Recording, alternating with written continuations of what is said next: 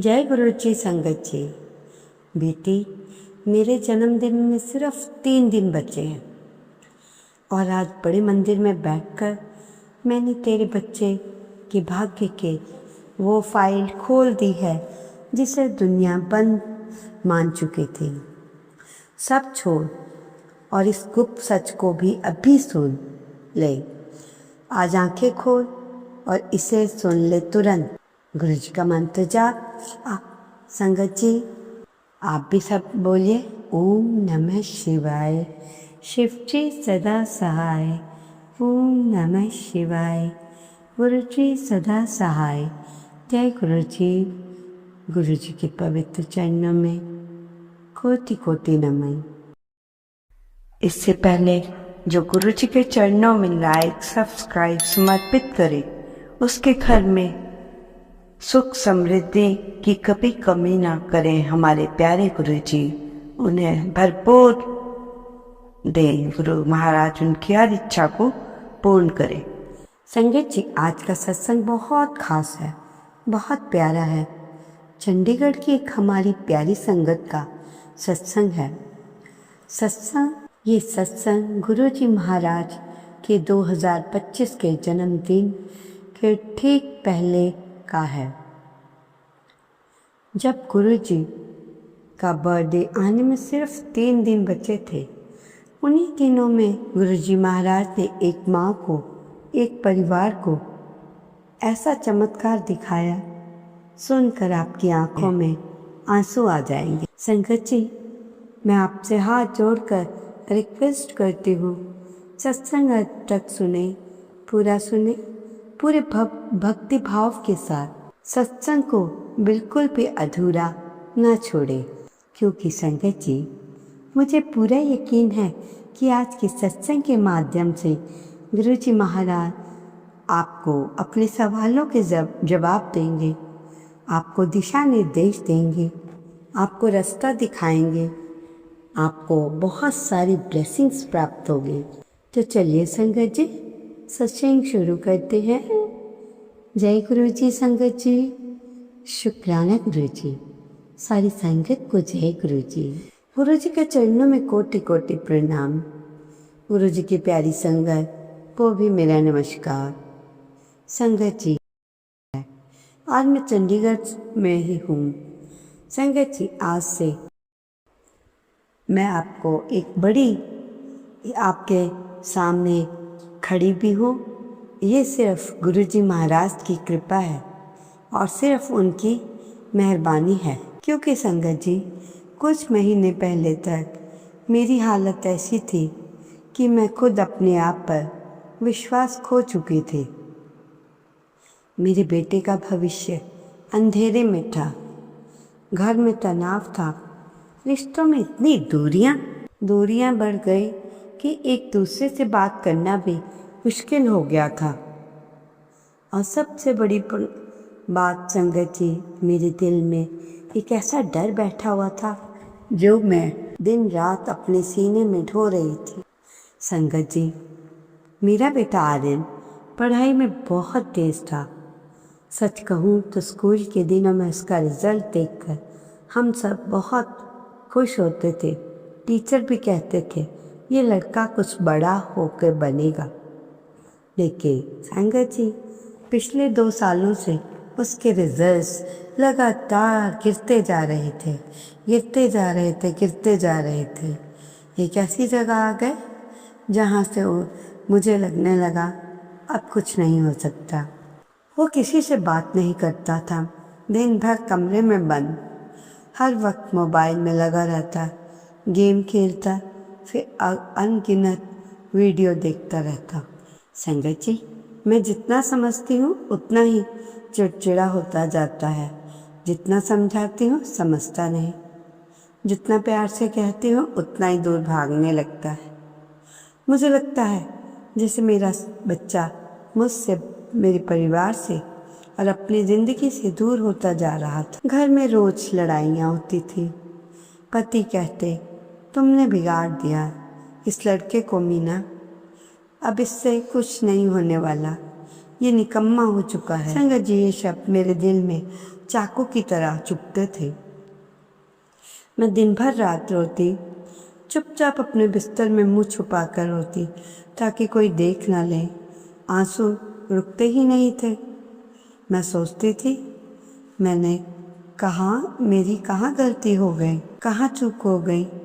एक माँ के तीर पर फेल क्यों हो गया। संगत जी, मेरी हालत इतनी ख़राब हो गई कि मैं हर पल नेगेटिव सोचती रहती थी। अगर आज कुछ अच्छा होता तो मुझे लगता कल ज़रूर कुछ बुरा होगा। अगर मैं हंस लेती तो मन में डर हो जाता, कहीं खुशी से ज़्यादा फिर कोई आफत ना आ जाए। मैं खुशी को पूरा महसूस नहीं कर पाती थी। हमेशा एक अनजाना सा डर मेरे साथ लगा रहता, जैसे कोई साया मेरे सिर पर मंडरा रहा हो। संगत जी, सबसे बड़ी परेशानी ये थी कि मेरे बेटे का एक बहुत बड़ा एग्ज़ाम आने वाला था। संगत जी, ये कोई साधारण परीक्षा नहीं थी, उसके कैरियर की नींव तय करने की परीक्षा थी। पूरा परिवार इस परीक्षा की तरफ उम्मीद भरी निगाहों से देख रहा था, लेकिन आर्यन की तैयारी का नामो निशान नहीं था। वो बस कहता, माँ मुझसे नहीं होगा, मैं फेल हो जाऊँगा, मैं कुछ नहीं कर पाऊँगा। संगत जी, ये सुनकर दिल बैठ जाता और मैं उसे समझाती, लेकिन वो खुद पर विश्वास खो चुका था। संगत जी, मैं हर मंदिर गई, चंडीगढ़ के जितने भी मंदिर, सबके चक्कर काटे, घंटी बजाई, धूप चढ़ाई, मन्नतें मांगे, लेकिन कोई रास्ता नजर नहीं आया। जैसे सब कुछ बंद हो चुका, जैसे कोई दरवाज़ा खोलने का नाम ही नहीं ले रहा हो। तबीयत भी दिन ब दिन खराब होती जा रही थी। नींद नहीं आती थी, भूख नहीं लगती थी, ऊपर से पैसे की बहुत टेंशन, एग्ज़ाम की फ़ीस, कोचिंग की फ़ीस, घर का खर्च, सब कुछ मेरे सिर पे था। मुझे लग रहा था अब तो दीवारें भी मेरे खिलाफ हैं। संगत जी, ऐसे ही एक दिन जब मैं पूरी तरह टूट चुकी, मेरी एक पुरानी सहेली का फ़ोन आया। उसका नाम था सिमरन, वो भी चंडीगढ़ में ही रहती थी। सिमरन ने मुझसे पूछा, मीना तो ठीक है, तेरी आवाज़ बहुत थकी सी लग रही है, बहुत भारी लग रही है। संगत जी, खुद को रोक नहीं पाई, फ़ोन पर फूट फूट कर ही रोने पड़ी। मैंने उसे सब कुछ बता दिया, अपने बेटे आर्यन के बारे में, मेरे पति के शब्दों के बारे में, घर की परेशानियों के बारे में, पैसे की टेंशन, सबसे ऊपर अपने उस डर के बारे में जो हर पल मुझे खाए जा रहा था। सिमरन चुपचाप सुनती रही। जब मैं चुप हुई तो उसने बहुत प्यार सी शांति से कहा, मीना तू एक काम कर, एक बार मेरे साथ बड़े मंदिर चल, गुरुजी के दर्शन कर। मैंने पूछा, कौन से गुरुजी सिमरन? वो बोली, मीना, गुरुजी बाबा जी हैं, उनका बड़ा मंदिर दिल्ली में है। मुझे पूरा यकीन है गुरुजी तेरी सारी परेशानियों का हल निकाल देंगे। संगत जी, मैंने कहा, सिमरन, मेरे पास इतने पैसे नहीं कि मैं दिल्ली जा सकूं, ऊपर से वक्त भी नहीं, मेरे हालात भी ऐसे नहीं कि मैं इतनी दूर यात्रा कर सकूं। लेकिन सिमरन बोली, मीना तू बस एक बार चल, बस एक बार, बाकी सब गुरुजी संभाल लेंगे, मुझ पे भरोसा कर। संगत जी, मैं बहुत कंफ्यूज थी, लेकिन जब सब सो चुके, मैंने अकेले में कमरे में जाकर एक छोटी सी प्रार्थना की। मैंने आंखें बंद की, मन ही मन कहा, गुरुजी, मैं नहीं जानती आप कौन हो, मैं आपको पहचानती भी नहीं, लेकिन अगर आप सच में हो, अगर आप सच में मेरी मदद कर सकते हो तो प्लीज़ मुझे रास्ता दिखाओ। हार चुकी हूँ मैं, बस आप ही अब मेरी लाठी बन जाओ। संगत जी, ये प्रार्थना मेरे दिल से थी और आप विश्वास नहीं करेंगे, अगले ही दिन मेरे पति ने मुझसे कहा, दिल्ली में किसी ज़रूरी काम से जाना है, उन्होंने ये भी कहा, अगर तू चाहती है तू भी साथ चल। संगत जी, मैं सन रह गई, मेरी आंखों से आंसू निकल गए। बिना कुछ सोचे समझे मैंने तुरंत सिमरन को फ़ोन किया और बताया। सिमरन बहुत खुश हुई, बोली, देख लिया मीना, यही तो गुरुजी का करिश्मा है। अब तो ज़रूर आना, अब कोई बहाना नहीं चलेगा। 4 जुलाई 2025 को संगत जी मैं अपने पति के साथ दिल्ली गई। उनका काम जैसे जैसे निपटा, जैसे जैसे मौका मिला, मैंने सिमरन को फ़ोन किया, वो मुझे लेने आए। हम दोनों सीधे बड़े मंदिर के लिए निकल पड़े। संगत जी जैसे ही बड़े मंदिर के गेट पे पास पहुंची, मुझे एक अलग सी अनुभूति हुई। ऐसा लगा किसी ने मेरे कंधों पर एक बहुत भारी बोझ जो है सालों से ढो रही हूँ, एक झटके में उतार दिया। मेरी आंखों में अपने आप आंसू आ गए। कुछ भी समझ नहीं रही थी, लेकिन अंदर से एक शांति सी फैल गई। सिमरन ने मुझे धीरे धीरे समझाया कैसे दर्शन करने हैं, कैसे लाइन में लगना है, कैसे माथा टेकना है। हमने जूते बाहर उतारे, अंदर दरबार की तरफ बढ़े। संगत जी, जब मैंने पहली बार गुरुजी के महाराज के दर्शन किए तो बस मैं रोती ही रही, लगातार रोती ही रही। कुछ बोल ही नहीं पा रही थी, मेरे मुंह से कोई शब्द ही नहीं निकल रहा था। बस मन ही मन कह रही थी, गुरुजी मेरे बेटे को बचा लो, मेरे घर को बचा लो, मेरी ज़िंदगी को बचा लो, मुझे रास्ता दिखाओ, मैं बिल्कुल हार चुकी हूँ गुरुजी। संगत जी, उसी वक्त दरबार में एक शब्द बज रहा था, तेरे दर आया फरियाद लाया, गुरुजी तू संभाल ले, मैं हार के आया हूँ। संगत जी, ये सब सुनते सुनते ही मेरे रोने की आवाज़ और तेज़ हो गई। मुझे ऐसा लगा जैसे गुरुजी महाराज खुद मुझसे बात कर रहे हैं, जैसे वो कानों में कह रहे थे, हाँ बेटी तू सही जगह आई है, अब मैं संभाल लूँगा, अब तुझे डरने की कोई ज़रूरत नहीं। संगत जी, उसी पल मैंने महसूस किया मेरी पुकार गुरुजी तक पहुँच चुकी। उसके बाद हम सत्संग में बैठे, चारों तरफ गुरुजी का नाम। संगत अपने अपने अनुभव शेयर कर रही थी। कोई बता रहा था कैसे गुरुजी ने उसकी नौकरी लगवाई जब सब ने मना कर दिया था। कोई बता रहा था कैसे गुरुजी ने उसे कैंसर जैसी बीमारी से बाहर निकाला। कोई बता रहा था उसकी शादी जो टूटने के कगार पर थी, गुरुजी ने चमत्कार ही बना दी। संगत जी, बस मैं सुनती जा रही थी। हर शब्द मेरी उम्मीद की एक नई किरण जगा रहा था।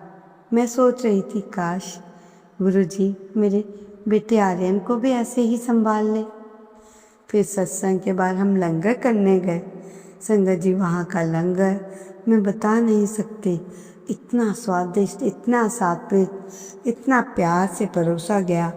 मुझे ऐसा लगा जैसे मैं अपने घर का खाना खा रही हूँ। सबसे बड़ी बात, उस लंगर में बैठकर मुझे जो शांति मिली, मैंने शायद ही कभी वो महसूस की हो। फिर लंगर के बाद सिमरन ने मुझसे कहा, मीना चल एक बार फिर से दर्शन कर लेते हैं। हम दोबारा दरबार में गए, फिर से गुरुजी महाराज जी के चरणों में मत्था टेका। इस बार मन ही मन ने पूरी तरह से सब कुछ समर्पित करते हुए कहा, गुरुजी मैं आपको नहीं जानती, लेकिन आपके दर पे आई हूँ। मैं अपना बेटा, अपना घर, अपना भविष्य, अपना सारा डर, सारा बोझ, सब कुछ आपके चरणों में रख रही हूँ। आप ही मेरे और मेरे बेटे के भाग्य का फैसला करो, जैसा आप ठीक समझे वैसा करो। संगत जी, ये वही पल था जहाँ मैंने सचमुच गुरुजी पर पूरा भरोसा करना शुरू कर दिया। संगत जी, घर लौटने के बाद भी मेरा मन बड़े मंदिर में ही अटका हुआ था। जैसे ही चंडीगढ़ पहुंची, ऐसा लग रहा था जैसे सचमुच मेरे कंधों पर बहुत सारा बोझ उतर गया। वो बोझ जो मैं इतने दिनों से ढो रही थी, बोझ मुझे हर पल दबाए जा रहा था। वो बोझ मेरी नींद, भूख, हंसी सब कुछ छीन चुका था। वो आज उतर गया था। लेकिन संगत जी, जब मैं घर के अंदर गई तो बाहर का माहौल वही था। आर्यन मेरा बेटा वैसे ही कमरे में पड़ा हुआ मोबाइल हाथ में गेम खेल रहा था। स्क्रीन पर उसकी आंखें गड़ी हुई थी, जैसे उसे दुनिया की कोई खबर ही ना हो। उसका तो एग्ज़ाम सिर पे था, लेकिन तैयारी का नामो निशान नहीं। संगत जी, मेरे पति ने जैसे ही मुझे देखा, वह पुराना राग अलापना शुरू कर दिया। उन्होंने कहा, मीना, अब इन सब से कुछ नहीं होगा, छोड़ दे इसे। तू देख, ये तो बस वक्त बर्बाद कर रहा है। उम्मीद मत रख लेना अपने बेटे से। संगत जी, पहले तो कानों में ये शब्द वैसे ही चुभे जैसे हमेशा चुनते थे, लेकिन इस बार कुछ अलग था। इस बार मेरे अंदर गुस्सा नहीं आया, इस बार मैं चिल्लाई नहीं, इस बार मेरे अंदर कोई हताशा नहीं थी, बल्कि इस बार मेरे अंदर एक अजीब सी शांति थी। एक ऐसी शांति जिसे मैं शब्दों में बयान नहीं कर सकती। क्योंकि संगत जी, मैं जान चुकी थी अब मैं अकेली नहीं हूँ, मेरे साथ गुरुजी हैं। मैं जान चुकी हूँ, मैंने सब कुछ गुरुजी के चरणों में रख दिया। बस अब इंतज़ार नहीं, बस अब भरोसा है। संगत जी, उस दिन मैंने ना तो बहस की, ना ही डांट लगाई। चुपचाप अपने कमरे में चली गई। रात को जैसे सब सो चुके, फिर मैंने गुरुजी से अरदास की। मैंने आंखें बंद की, हाथ जोड़े, पूरी श्रद्धा से कहा, गुरुजी, आपने मुझे रास्ता दिखा दिया, आपने मुझे शांति दे दी जिसकी मुझे सख्त ज़रूरत थी। लेकिन गुरुजी, अब मेरी एक और अरदास है, मेरे आर्यन का रास्ता भी आप ही दिखा दीजिए। उसे हिम्मत दीजिए, उसे समझ दीजिए, उसे वो दिशा दीजिए जहाँ वो अपने आप चलना शुरू कर सके। गुरुजी, वो खुद पर विश्वास खो चुका, उसे विश्वास दिला दीजिए, उसे वो ताकत दीजिए जो आपने मोबाइल से अपने अलग से नेगेटिविटी सोचकर बाहर निकाल सके। संगत जी, मैंने अरदास पूरी तन्मयता से की। अनंत शुक्राना। गुरुजी सदा सहाय। जय गुरुजी। शुक्राना गुरुजी। अनंत शुक्राना। शुक्राना गुरुजी। अनंत शुक्र